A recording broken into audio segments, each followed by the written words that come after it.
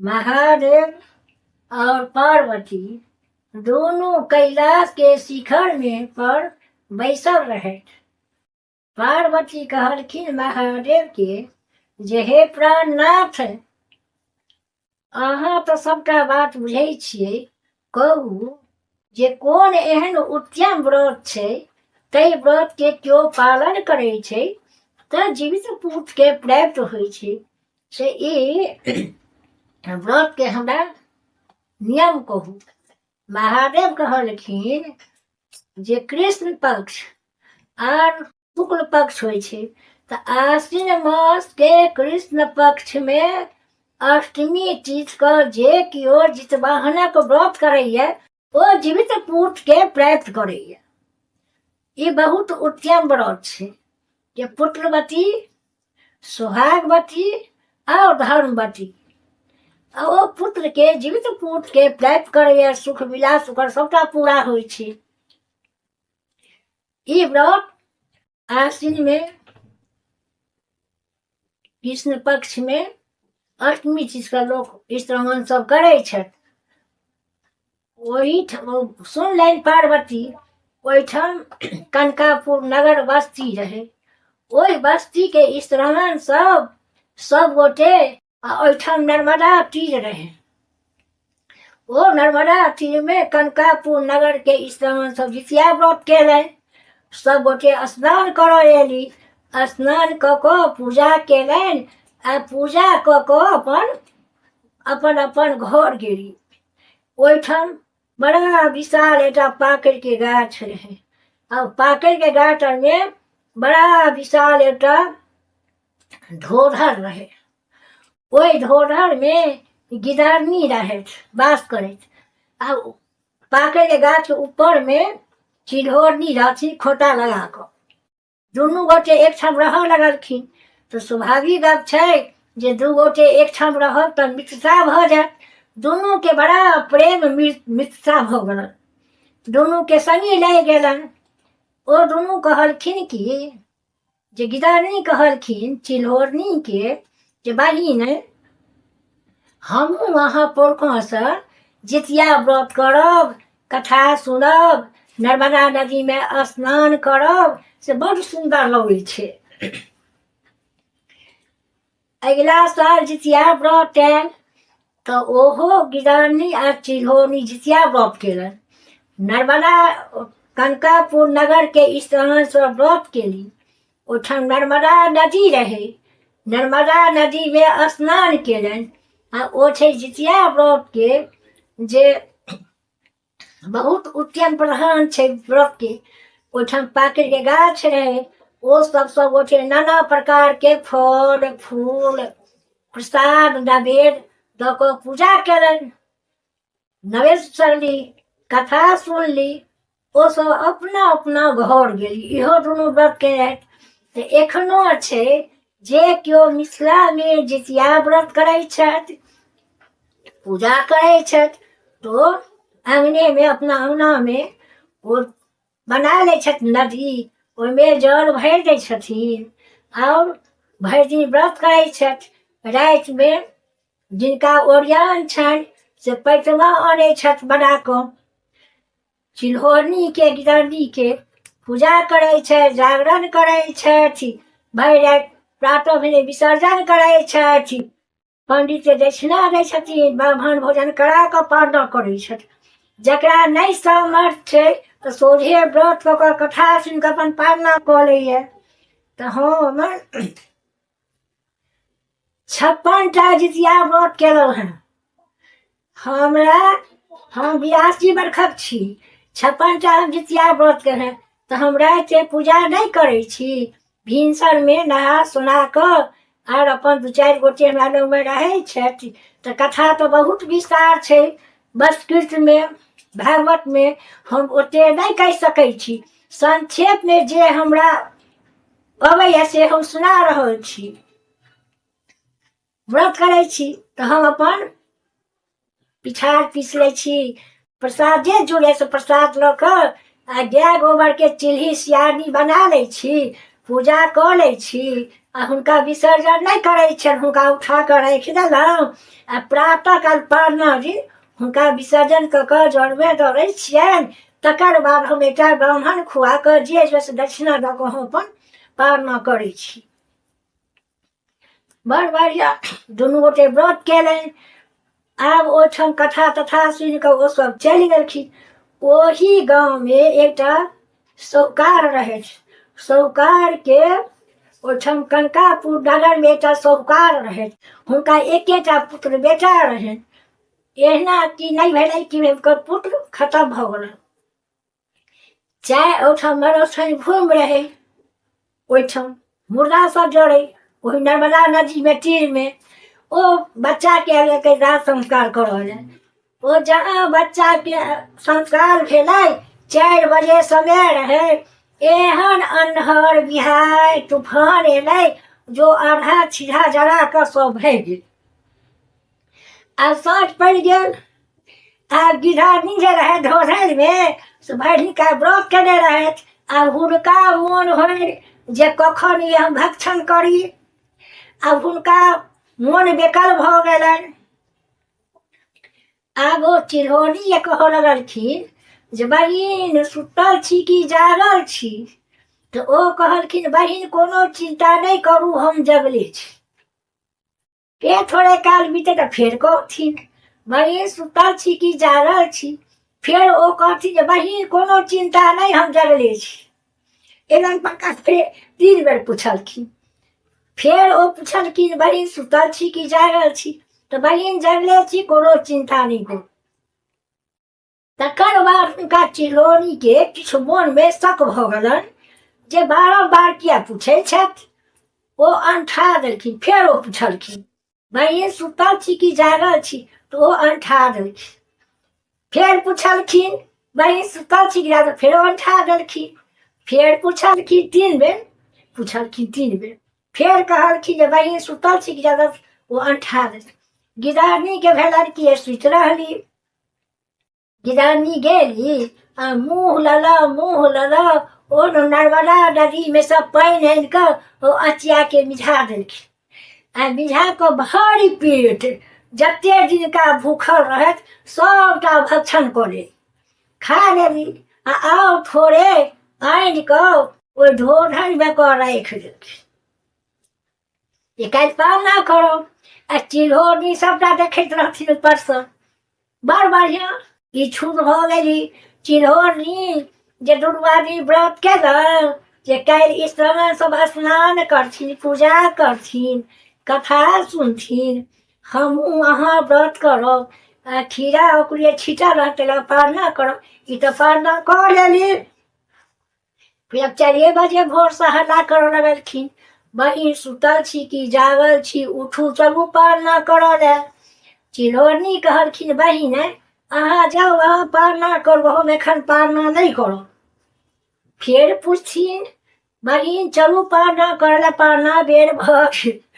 हिनका छूट लगल। कहथिन नहीं नहीं अहाँ पारना करू ग, आब हम एखन पारना नहीं करब। जहन ई श्रवण कनकापुर नगरके एथिन, नर्मदामे स्नान करथिन, पूजा करथिन, विसर्जन करथिन, तखन हम पारना करब। गिदारनी उठली आ नहा सोना कऽ भर इच्छा मांस खा ले। बड़ बढ़िआँ देखैत रहथिन। बड़ बढ़िआँ ओ जे स्नान सब नहेलखिन, पूजा केलखिन, विसर्जन केलखिन, तो खीरा ओकरी पान सुपारी केरा फल मखान प्रधान छै जे एहि सब लऽ कऽ जितवाहनके प्रसाद हुए। आ बहुत लोग डाली भरैया जितवाहनके, तऽ डाली भरैया तो डाली पूजा कऽ कऽ रखैया, प्रात भेले उघारैया, प्रसाद खाइ जाइए। बहुत लोग डाली भरैया, मनोकामना जकरा पूर्ण कर छथिन जितवाहन, सब लग हुनकर पूजा छनि जितवाहनके। बड़ बढ़िआँ ओ अपन सब चलि गेलखिन।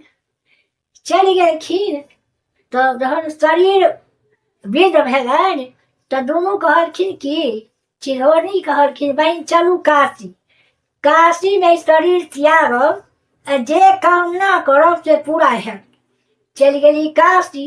तो एखनो काशी के नियम छै जे शरीर त्यागैया काशी में तो ओ जे कामना सब करे से विश्वनाथ पूरा करै छथिन। सबके नहीं होइ छै, जकरे लिखल छै तकरे काशी में शरीर त्याग होइ छै। काशी गेली, काशी में चिल्होरनी कहलखिन जे हे विश्वनाथ, सबसे देश में जे पैघ विद्वान होय, भले ही गरीब होय, लेकिन सातो शास्त्र के ओ ज्ञानी होय, तै विद्वान से हमरा विवाह हुए। आ जन्मक बात हमरा ओहि जन्म में याद रहे। चिल्होरनी कहलखिन। आ गिधारनी कहलखिन जे सबसे जे देश में राजा हेतै पैघ, तकरा से हमरा विवाह हुए। दोनों शरीर त्याग लेली। अगला जन्म में जाकर दोनों सहोदरे बहिन भेल। बुधसेन नाम के एकटा ब्राह्मण रहथिन, ओहि ब्राह्मण घर में दोनों बहिन सहोदरे भेलखिन। तऽ जेठ भेलखिन चिल्होरनी, हुनकर नाम पड़लनि शिलावती। छोट भेलखिन गिधारनी, हुनकर नाम पड़लनि कर्पूरावती। आ दुनू बहिन रहऽ लगली। आब ई जे कामना केने रहथिन चिल्होरनी, तऽ हिनका कर्पूरावती के, हिनका शिलावती के ओही विद्वान ब्राह्मण से विवाह भेलनि। सासुर चलि गेली। कर्पूरावती जे रहथिन सबसे जे पैघ राजा रहे देश में, तकरा से विवाह भेलनि। दुनू बहिन एके गाँव में रहऽ लगली। तऽ कर्पूरावती के शिलावती के 7टा पुत्र भेलन। 7 पुत्र जीवित भेलन। और कर्पूरावती के 7टा बेटा भेल, 7 पुत्र हुनकर बढ़ि गेलन। एकटा बेटी संतान पहिलका रहथिन। बड़ ई जे गरीब रहथिन, तऽ गरीब के तऽ बड़ खुशौना धारी के करऽ पड़ै छै। तऽ हिनकर 7 पुत्र कहथिन कि जे मौसा के बेटा नहीं छनि तऽ मौसा के सेवा में जाइ छै। 7 बेटा हिनकर शिलावती के 7 पुत्र राजा के सेवा में जाथिन सेवा करथिन। राजा बड़ा खुशी रहथिन। आब हिनका बहिन के डाह, सब कहे छै जग में भाई सहोदर मिलत नहीं। तऽ माय बाप और सहोदर नहीं मिले छै, लेकिन बहुत बहिन के डाह भ जाय छै। आब हिनका कर्पूरावती के जलन भ गेलनि, हमरा बहिन के 7टा बेटा, हमरा एकोटा बेटा नहीं। जितिया पाबनि आबि गेल। आब राजा सबके आनंद भवन, कोप भवन सब राजा के छै। तऽ जे केओ आनंद भवन में चलि गेल तऽ आनंद भेल, आ जे केओ कोप भवन में तऽ कोप भ गेल। कर्पूरावती कोप भवन में जाकर पड़ि रहली। राजा एला, ये कर्पूरावती कतऽ गेली? तऽ सब कहलकनि नौकर चाकर जे कोप भवन में छथि। राजा के दुखी भवन, राजा विद्वान रहथिन। राजा कहलखिन जे किया गेली? राजा गेलखिन कहऽ ले कर्पूरावती कथी कष्ट अहाँ के भ गेल, कोन कमी अहाँ के अइ, अहाँ किया को भवन में एलहुँ? कते समझेलखिन तऽ कहलखिन अहाँ सत हो। तऽ हमरा अहाँ में कोन सत? स्त्री सब में कहूँ सत भेलैये? ओ नहीं मानलखिन, सत केलखिन। एक सत, दोसर सत, तेसर सत नहीं करब तऽ 80 नर कुंड में खसब। राजा सत कऽ लेलखिन। कहलखिन काल्हि जितिया पाबनि छै, हमरा 7 भाई के मूड़ी काटि कऽ दिअ, आ हम जितिया के व्रत करब। हम अब राजा धरती छुबैत कान पकड़ैत, हे पापनी, हे अघोरनी, कोना अहाँ के मुँह से एहन बात बाहर ये 7 हमरा सेवा में अबैये, आ अहाँ कहै 7 के मूड़ी काटि कऽ दिअ, ई बहुत गलती बात। लेकिन राजा करता कि सत कहने रहे। तऽ आइ काल्हि में सतो कऽ लोग झूठ बोलै छै, आ ताहि तरह ये सत्य के प्रमाण छै। सब देवता के सत भेल छनि, सत कऽ लेलखिन। आब राजा के बड़ा देख कऽ पानि, तऽ की केलखिन? जितिया पाबनि जंत्र फिट कऽ देलखिन द्वार में।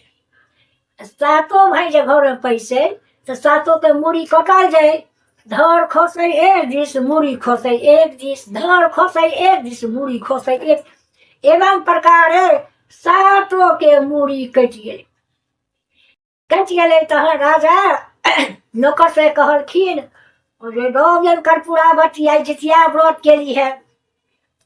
कर्पूरावती बड़ खुशी भ गेली, ओ नवे डाली मंगा लेली, अपन पथिया मंगा कर आ ओहि में पियर कपड़ा में कर मूड़ी के लपेट लपेट कर आ पूजा केलन।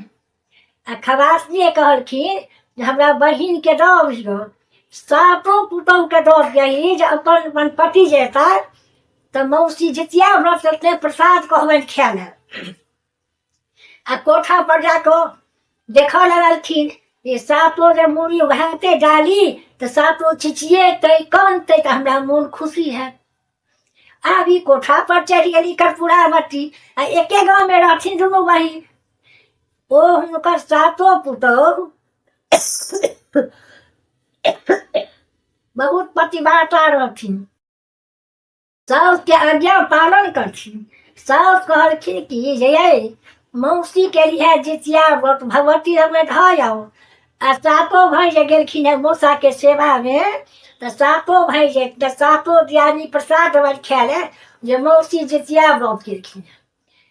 आज्ञाकारी आइ काल्हि में हम उघारि कऽ देख लै छियै जे की आज्ञाकारी रहन नहीं देखलखिन, धऽ देलखिन। अब हिनका चैने न है कर्पूरावती के, फेर पठेलखिन खवासनी सबके ये देखी तो कौन कहाँ छै, क्यों ने कौन छै, झूठे राजा हमरा चोर चहार के मूड़ी काटि कऽ देलक। आ की केलखिन तो सातों धर के एकटा गड्ढा में कऽ फेकवा देलखिन, रोडा कात में कऽ। जित मुसमाहन जाइत रहत स्नान करऽ ले लोटा लऽ कऽ तेल लगा कऽ, ओ जे सातों धर देखलखिन तो कहलखिन आहा जकर में हमर व्रत केने अइ तकर पुत्र के काटि देलकै ये। आब ओ की केला जितवाहन, ओहिठाम लोटा राखि कऽ आ माटि के मूर्ति बना कऽ सातों के गरदनि में जोड़ि देलखिन, आर आंगुर चीर कऽ प्राण प्रतिष्ठा दऽ देलखिन। आ कहलखिन कि जतऽ ई सातों मूड़ी होइ छै तार कुन के फल भऽ जाय। जितवाहन सातों के प्राण प्रतिष्ठा दऽ देलखिन। सातों भाई सातों घोड़ा पर चढ़ कऽ आना गेलखिन। ताबत में मौसी खवासनी पठेलखिन। तब साउस कहलखिन जे बौआ सबके मौसी जे प्रसाद पठेलखिन है से मौसी के प्रसाद दियौ। सातों दियादनी देलखिन सातों भाई को तारकुनक फल। तो देखै छियै तारकुन फल के माथ कारी छै, वह सातों भाई के मुंड छनि। सातों भाई चक्कू से सदा छीलथिन आ हँसथिन, आहा एहन तो कहियो जीवन में नहीं खेलौं, एहन प्रसाद मौसी पूजा केली, एहन प्रसाद पठेली। आ वो कोठा पर तकथिन जे खवासनी गेले या तो सातों दियादनी देखते मूड़ी तो सातों चिचिएतै कानतै तो हमर मोन खुशी है। ई सातों तो हंसा लगे। खवासनी जे गेलन कहले जे ये सातों भाई चक्कू से कतरै छै आ सातों खाय छै, सातों हंसै छै जे आ मौसी केहन सुंदर व्रत केली है, एहन प्रसाद पठेली है। आबि कर्पूरावती आसमान से खसली, फिर जाकर को भवन में सुति रहल जे राजा हमरा चोर चंडाल के मूड़ी काटि कर देलक, ओ सातों के मूड़ी काटि कर। फिर प्रातः काल सातों भाई घोड़ा से पहुँच कऽ मौसा के गेलखिन सेवा करऽ। राजा छुप में पड़ गेला जे काल्हि एकर मूड़ी हम काटि कऽ फेंक देलियै, आ तखनी सातों भाई कोना काटि गेल हमरा सेवा में। राजा किछु विद्वान पढ़ल लिखल रहैत, राजा स्मरण केलखिन जे नहीं नहीं कोनो एहन पैघ व्रत के से ओ पालन केली शिलावती, और कर्पूरावती कोनो व्रत के खंडित केली जे सात पुत्र के काटि देलियै, मूड़ी कटवा कऽ फेंक देलियै, आ सातों पुत्र जीवित भऽ गेलै हमरा सेवा में। आ हिनकर सातों पुत्र मरि गेलनि। ई जे रुइस रहली फिर राजा गेलखिन तो गेली कर्पूरावती तको भवन। तहन फेर कहलखिन सच करू। राजा कहलखिन हम नहीं सच करब, उठू और उठू आ एतबा सोचि लिअ जे कोनो एहन पैघ व्रत के अहाँके बहिन पालन केलनि। ये सातो पुत्र के अपना हाथ से मूड़ी कटवा कऽ गड्ढा में फेंक देलियै, अहाँके देलहुँ पूजा करऽ ले, अहाँके विश्वास नहीं भेल आ सातो हमरा सेवा में आबि गेल आ अहाँ एहन व्रत के खंडित केने छी, सातो पुत्र अहाँके मरि गेल। कान पकड़ू, उठू, अगिला बेर बहिने लग जितिया व्रत करब, पार करब। कते झन समझेलखिन राजा। तहन कर्पूरावती उठली, बड़ बढ़िया। आब उठली तो बड़ बढ़िया, मोन तो दुखी रहबे करे। आब वो कर्पूरावती रह लगली। अगिला साल जे जितिया व्रत है तो 6 मास पहले से समा देथिन जे बहिन अही लग व्रत करब, बहिन अही लग व्रत करब। तो ओ कहथिन कि नहीं नहीं बहिन एखन अहाँ राजभोग करू, एखन हमरा लग पारना नहीं करू। हम गरीब ब्राह्मण के पत्नी छी, पंडित जी पूजा पाठ करा कऽ लबै छै तऽ हम गुजर करै छी। अहाँके शोभा नहीं देत, अहाँ राजमहल के रानी छी, अहाँ हमरा लग पारना कर शोभा देत। गरीब के धनी के शोभा नहीं छै। ओ राजा गरीब गरीब छै ते ई शोभा अहाँ राजभोग करू। ओ कहती 7टा बेटा के गौरव हो गेलै, 7 पुत्र के घमंड हो गेलै अहाँके, हम अही लग में जितिया व्रत के पारना कर। कतबो कतबो मना केलखिन शिलावती, कर्पूरावती नहीं मानलखिन। जहिया जितिया व्रत रहे तहिया वो अपन खरखरिया पर चढ़ कऽ आबि गेलखिन तो राजमहल के रानी हिनकर सातो पुतोह बड़ आज्ञाकारी, जे हेबा चाही बड़ा पवित्र सँ मौसी के पैर धो देलखिन, बड़ा सुंदर सा आसन लगा देलखिन, सातो पुतोह प्रणाम केलखिन, बड़ा आदर सत्कार से। अब जितिया व्रत भरि राति रहली। प्रात में कहलखिन बहिन जे बहिन अहाँ हमरा संगे पारना नहीं करू, अहाँके शोभा नहीं देत। तो रोजो चलि गेलखिन तो दुनू के समझा देलखिन जे हमरा से पारना नहीं करू, एहि दुआरे जे हम पे तो पारना करब नहीं, हम तो नर्मदा नदी में पारना करब जाकर। नर्मदा नदी अहाँके जाय पड़त। तो अहाँ राजभोग करू 2-4 वर्ष, तकर बाद अहाँ हमरा संगे पारना करब, शोभा नहीं। कतबो समझेलखिन, कतबो समझेलखिन, कर्पूरावती कहलखिन जे नहीं नहीं अहीं संगे पारना करब। तहन कहलखिन चलू। तखन कर्पूरावती, राजा, शिलावती सब गोटे गेली ओही कनकापुर नगर, ओही नर्मदा नदी में।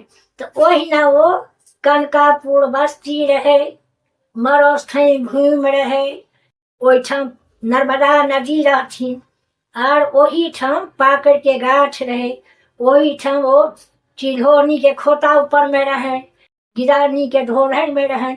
तो मनुष्य के हड्डी 100 बरख धरि नहीं गलै छै। तेन अपना मिथिला में कि भारतवर्ष में व्यवहार है जे संस्कार पड़ै छै, जरायल जाइ छै। आ कनि अस्त जे रहि जाइ छै अस्त, तो जकरा ओरियान छै तो हरिद्वार, प्रयाग, गंगा सागर और सिमरिया में दै छै, ओकरा मोक्ष भऽ जाइ छै। जकरा नहीं सामर्थ छै तो सिमरिया में अस्त जाइ छै, ओ कनिक रहि जाइ छै। तें मनुष्य के हड्डी जब ओहिठाम पहुँचलखिन तो कहलखिन बहिन राजभोग करू। तो नहीं नहीं नहीं राजभोग करो, हमरा अहाँ बताओ। हाथ पकड़ लेलखिन आ कहलखिन देखियो यह नर्मदा नदी छै, ये पाकड़ के गाछ छै, ई ढोढे छै, ऊपर हमर खोटा रहे, हम रही चिल्होरनी, अहाँ रही गिदारनी, तो अहाँ एहि धोधरि में रही, हम रही गाछ पर। दुनू के मित्रता भ गेल, महीना लागि गेल।